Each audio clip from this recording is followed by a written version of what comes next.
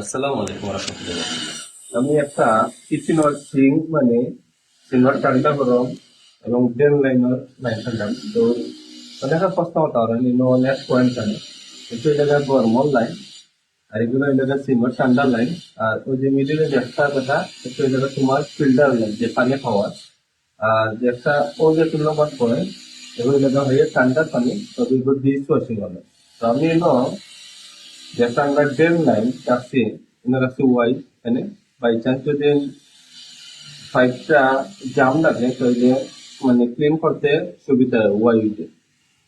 যে কোনো জায়গা তোমার অফ সেট মানে আমরা যেটা হয় 45 ফেলবো 45 নেবো আর ওয়াই ব্যবহার করা সবচেয়ে ভালো নাম্বারের সাথে তো আমি এই পাইপটা তোমার 4 ইঞ্চি দিয়ে করো